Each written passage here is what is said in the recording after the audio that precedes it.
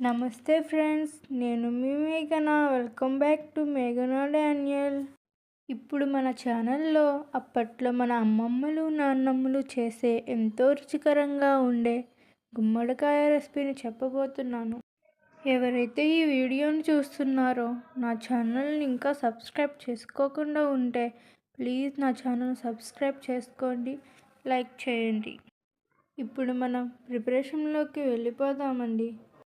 ఇప్పుడు నేను 1 కేజీ గుమ్మడికాయను తీసుకున్నాను. గుమ్మడికాయను శుభ్రంగా కడిగి తీసుకున్నాను. ఇలా ముందుగానే కడిగి పెట్టుకోవాలి. ముక్కలు కోసిన తర్వాత కడిగి పెట్టుకోవడం వల్ల ముక్కల్లోకి నీరు ఇంకిపోతాయి. ఇప్పుడు గుమ్మడికాయను చిన్న చిన్న ముక్కలుగా కట్ చేసుకోవాలి. మరీ పెద్దవి కోసుకుంటే ముక్కలు సరిగ్గా ఉడకవు. మరీ చిన్నవి కోసుకున్న ముక్కలన్నీ కలిసిపోతాయి. ఇలా నేను కోసే విధంగా ఉంటే సరిపోతుంది. ఈ సైజు సరిపోతుంది. ఇప్పుడు మనం కోసి పెట్టుకున్న ముక్కలను దేంట్లో అయితే వండుకోవాలనుకుంటున్నామో దానిలో వేసుకొని ఉంచుకోవాలి. వేసుకున్న ముక్కలను ఇలా ఒకసారి కలుపుకోవాలి. ఇలా చేతితోనే కలుపుకోవాలి, గరిటెతో కలుపుకోకూడదు. ఒకవేళ గరిటెతో కలుపుకుంటే ముక్కలనేవి అన్నీ నలిగిపోతాయి.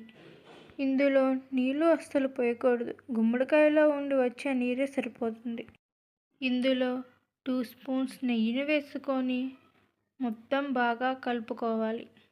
నెయ్యి అనేది మీ ఆప్షనల్ అండి, మీకు నచ్చితే వేసుకోవచ్చు, లేదంటే లేదు.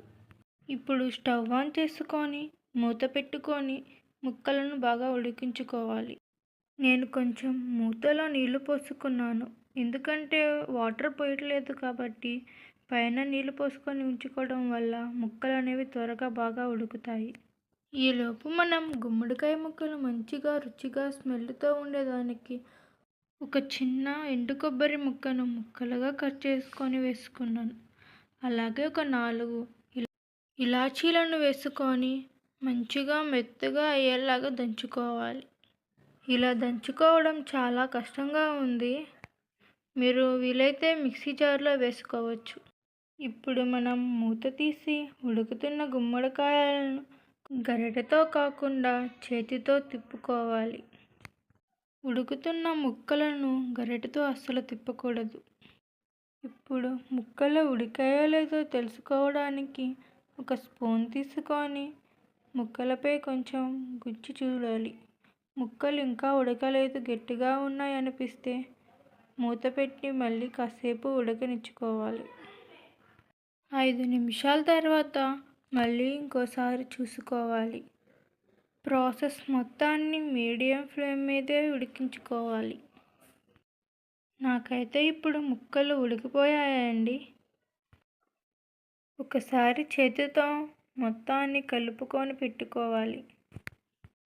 ఇప్పుడు ముందుగానే కలిపి పెట్టుకున్న 1 కప్పు బెల్లాన్ని వేసుకోవాలి.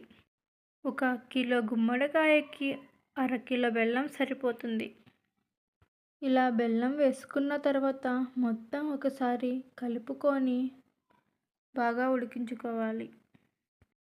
బెల్లం వేసుకున్న తర్వాత అప్పుడప్పుడు చూసుకుంటూ ఉండాలి, లేదంటే నీరనేవి పూర్తిగా ఇంకిపోతాయి.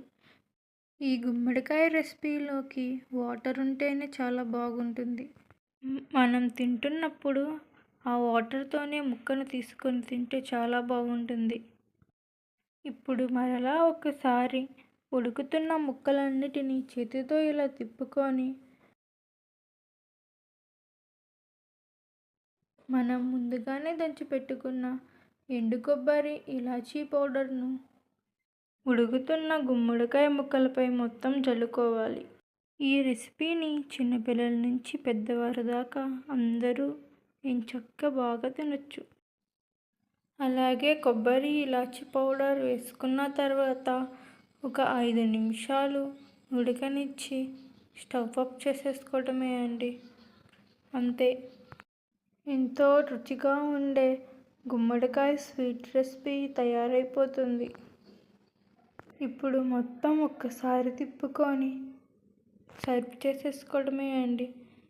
అలాగే ఈ వీడియో నచ్చినట్లయితే నా ఛానల్ని సబ్స్క్రైబ్ చేసుకోండి. సబ్స్క్రైబ్ చేసుకోవడం వల్ల నేను ఎప్పుడు వీడియో పెట్టినా మీకు నోటిఫికేషన్ వస్తుంది. అలాగే లైక్ కూడా చేయండి. Thank you for watching. ధన్యవాదాలు.